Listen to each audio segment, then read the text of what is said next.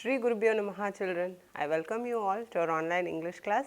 In today's class, we are going to see chapter 3 of your Moments English book.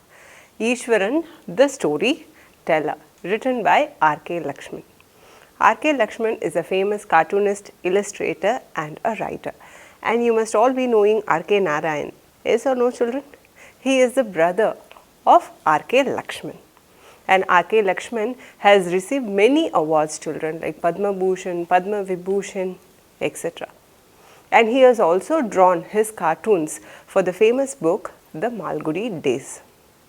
Let us go into the story and see what is there in this lesson. Yes children?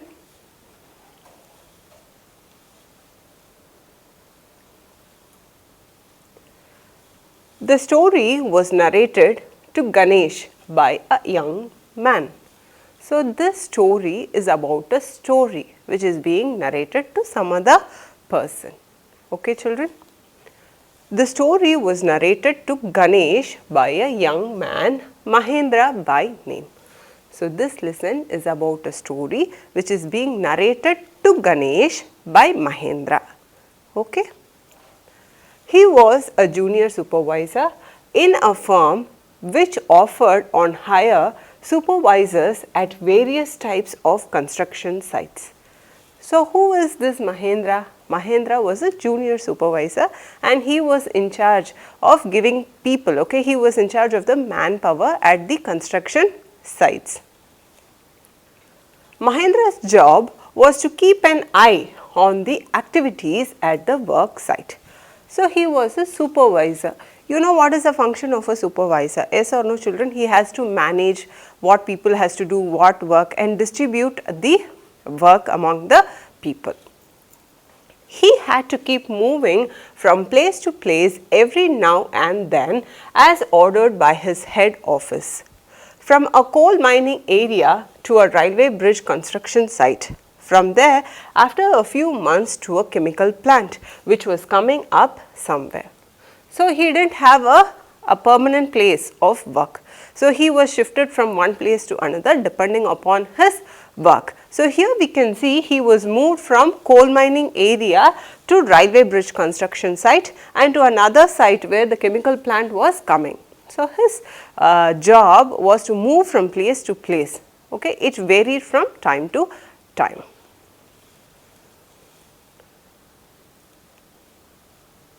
He was a bachelor, his needs were simple and he was able to adjust himself to all kinds of odd conditions, whether it was an ill-equipped circuit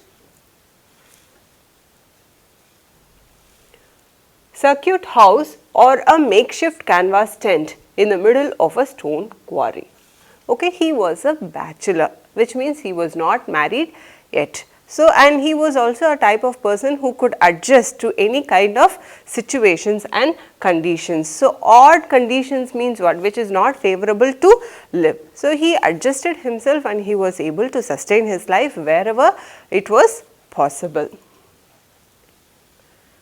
And his house, let it be either inequipped circuit house means what? Which was not having a proper circuit, okay, and a canvas tent. So, even if the house is going to be made of a canvas tent, he was not worried, he was comfortably placed. But one asset he had was his cook ISWARAN. The cook was quite attached to Mahendra and followed him uncomplainingly wherever he was posted. So, Mahendra had a cook called ISWARAN and ISWARAN followed him wherever he went. He was not bothered with which place he was placed, he went along with him wherever he went. He cooked for Mahendra, washed his clothes and chatted away with his master at night. So, the work of ISWARAN is to cook and to keep on doing all the household works for him. He would wash clothes, wash vessels and he would speak with Mahendra, and that was the job of ISWARAN. He could weave out endless stories and anecdotes on varied subjects. So, this ISWARAN had a exceptional quality, okay. He would narrate stories and he would give lots of anecdotes. Anecdotes mean stories based on real incidents or people is called as anecdote, children. Anecdotes means stories on real events.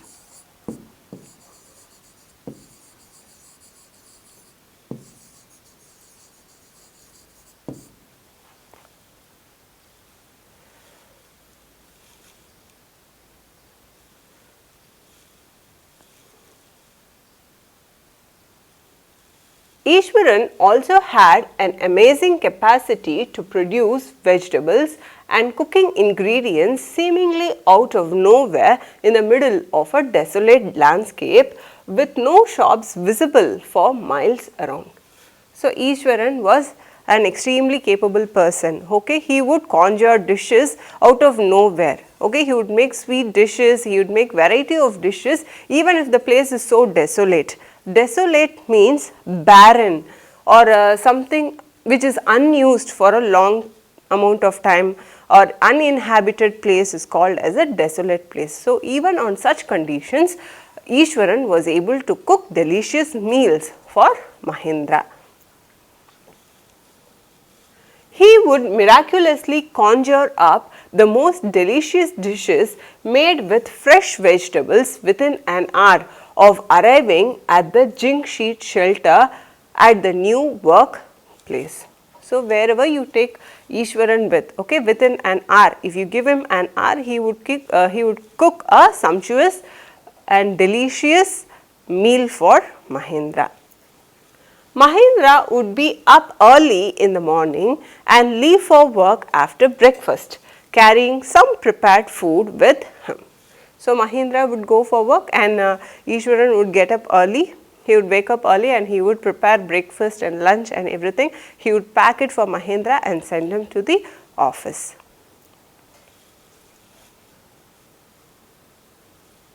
Meanwhile, Ishwaran would tidy up the shed, wash the clothes and have a leisure bath, pouring several buckets of water over his head, muttering a prayer all the while. So, after he sends Mahendra to office, what he would do, like an housewife, he would clean all the household things, he would wash the vessels, wash the clothes, tidy the place, and he would take a bath and everything as a typical house. It would be lunchtime by then.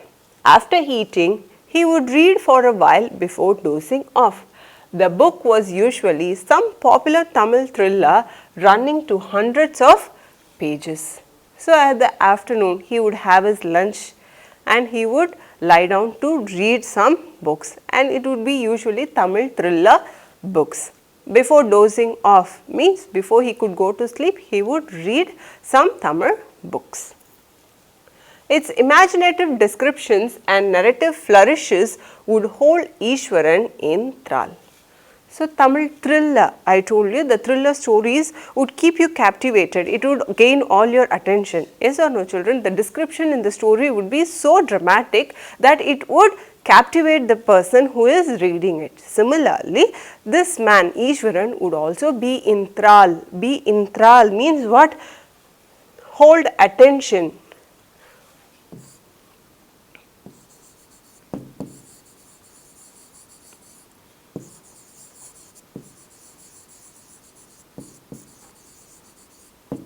So, his attention would be held by the descriptions of the Tamil thriller novels.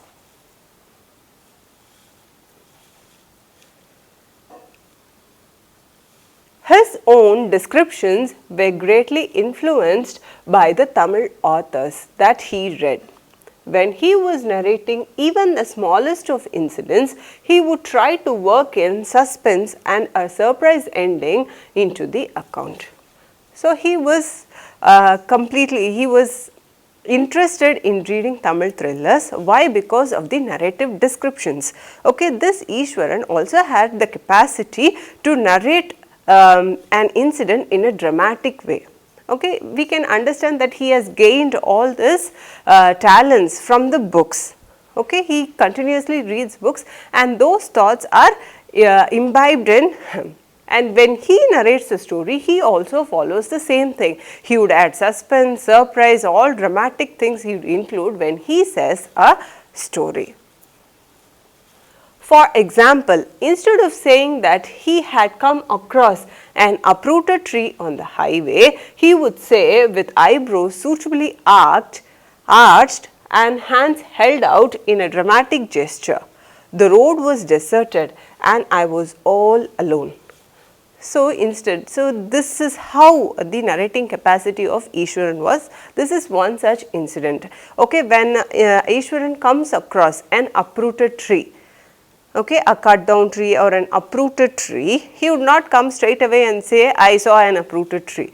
Instead, he would start pouring in imaginative descriptions. He would say, "It was a deserted place and I was all alone." All these gestures he would show. He would make hand movements. He would arch his eyebrows in such a way that the situation seems so dramatic. Okay. Not only he uses verbal gestures, he also uses hand gestures, and he also arcs his eyebrows to make the situation look very dramatic. Okay. So, deserted means not used or abandoned.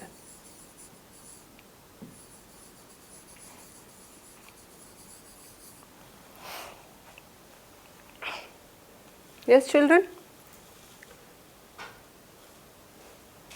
Suddenly, I spotted something that looked like an enormous bushy beast lying sprawled across the road.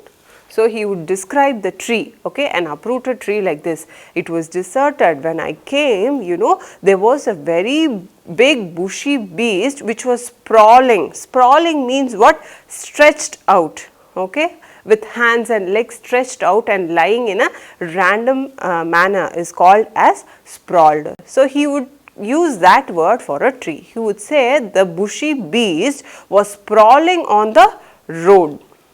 Sprawled, I told you. Sprawled meant stretched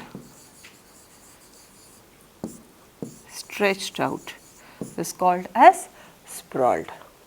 I was half inclined to turn and go back, but as I came closer, I saw that it was a fallen tree with its dry branches spread out. So, what he would say, I was so terrified seeing some beast sprawling on the road, I thought I would go back. But when I went closer and I saw, it was just an uprooted tree. Mahindra would stretch himself back in his canvas chair and listen to Iswaran's tales uncritically. So, Mahindra, okay, what he would do, he would sit and listen to the stories told by the Iswaran, and he would be captivated, he would become so interested in listening to his descriptive narrations. The place I come from is famous for timber, Iswaran would begin. There is a richly wooded forest all around. The logs are hauled onto the lorries by elephants. So, there is one more story which is told by Iswaran to Mahendra. So, he starts the story like this. Okay, he had come from a place of timber. Iswaran is telling about himself that he has hailed from a place of timber, and there would be rich forest around his place, and the logs, okay, the wooden logs would be hauled. Hauled means what? Pushed or pulled using great effort.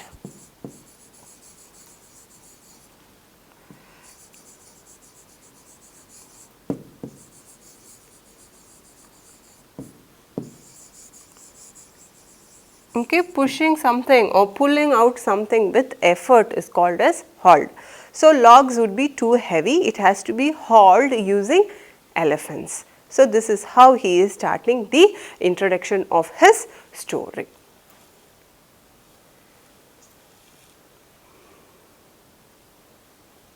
They are huge, well-fed beasts. When they turn wild, even the most experienced mahout is not able to control them. Now he is talking about the elephants. Elephants are well fed beasts, and if they go wild, okay, if they are going to have some bad temper, even the best experienced mahout will not be able to handle a situation like that. After this prologue, Ishwaran would launch into an elaborate anecdote involving an elephant. So, after this prologue, prologue is an introductory session or introduction towards a lesson is called as a prologue. Prologue means introduction. So, this man Ishwaran doesn't hop in directly to the story. Okay, he gives some introduction. He prepares the mood of Mahendra to get into the dramatic part of the story. Okay, after this prologue, he would launch an elaborate anecdote. Elaborate means what? A detailed. Elaborate means detailed description is called as elaborate.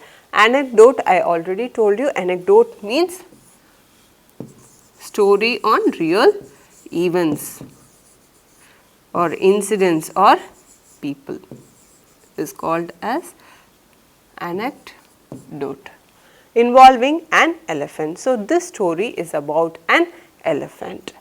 One day, a tusker escaped from the timber yard and began to roam about, stamping on bushes, tearing up wild creepers and breaking branches at will. So, one day, a tusker means here the elephant. Tusker usually means animals which have tusks, which is obviously an elephant here. So, a tusker escaped from the timber yard, and what it was doing, it was roaming around, stamping all the bushes, and it was trampling all the crops, and it was breaking the branches at will. You know, sir, how an elephant behaves when it goes mad. So, he is now describing an event which was taking place when an elephant had gone wild or mad.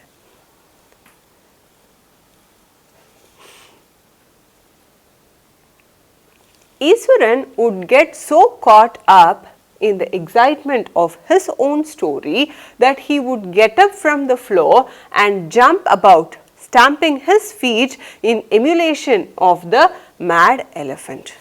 So, Ishwaran would be so involved in in narrating a story, what he would do, he would jump out from his own place and he would emulate. Emulate means imitate. Emulation means what? Imitation. So, he would act as though he was a mad elephant. Okay, how a mad elephant would act? He would think himself as a mad elephant and he would show actions to Mahendra so that the story would be so dramatic. The elephant reached the outskirts of our town, breaking the fences down like matchsticks. He would continue. It came into the main road and smashed all the stalls selling fruits, mud pots and clothes. So, the elephant, okay, it has reached the outskirts. Now, it has come to the village and it was destroying all the stalls. Stalls means, you know, stores or shops, roadside shops, okay, the stalls selling fruits and mud pots. It was crushing and damaging all the stalls on the roadside. People ran helter-skelter in panic. The elephant now entered a school ground where children were playing, breaking through the brick wall.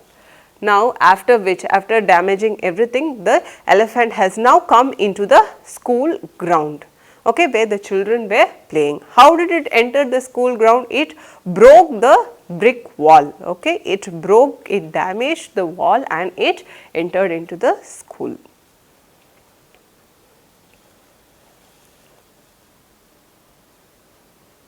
All the boys ran into the classrooms and shut the doors tight. The beast grunted and wandered about, pulling out the football goal post. tearing down the volleyball net, kicking and flattening the drum kept for water, and uprooting the shrubs.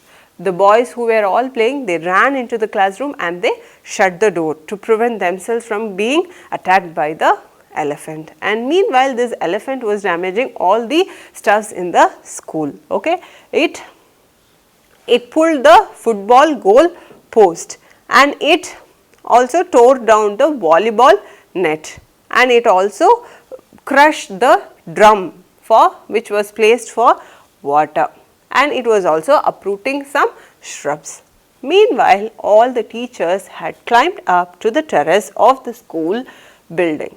From there, they helplessly watched the depredations of the elephant. So, the teachers, they ran up to the terrace of the school, and from there, okay, from the terrace, they were watching the depredations. Depredations means what? The damages or the actions which is done by the elephant, okay, the damages which were done by the elephant.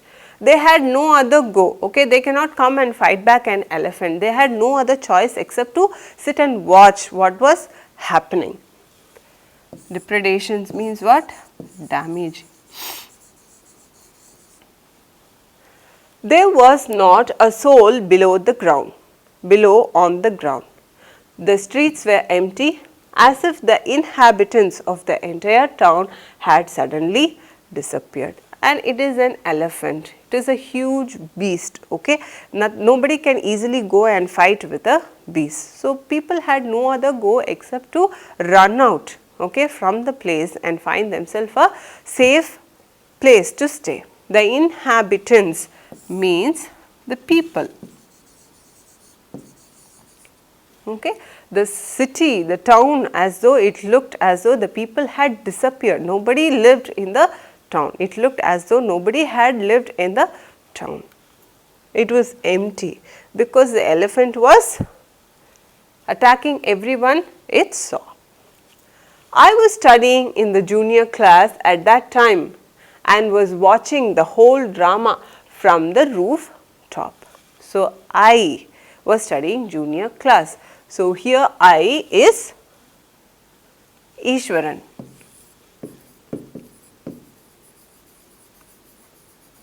So, this is a real story of ISWARAN's encounter with an elephant. So, he is narrating this story to Mahendra. Okay, children. So, he was studying, ISWARAN was studying junior class at that time, and he was watching all the drama which was done by the elephant from the rooftop. I don't know what came over me suddenly. I grabbed a cane from the hands of one of the teachers and ran down the stairs and into the open. So, suddenly he thought of something and he took a cane. Cane is a stick. He took a stick from one of the teachers and he ran down to the open ground.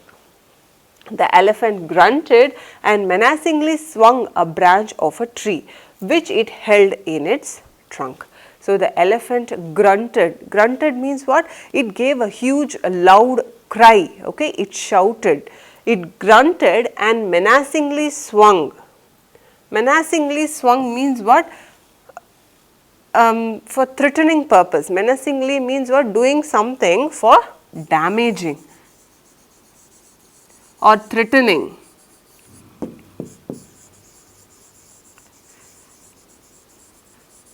So, the elephant, it threw, okay, the trunk on him, okay, in order to frighten him. Okay, children. It stamped its feet, kicking up a lot of mud and dust. So, these were all the gestures of an elephant to threaten the boy who had come to attack him.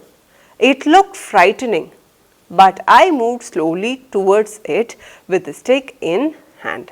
So, even though the situation was very frightening, he went towards the elephant with a stick in hand.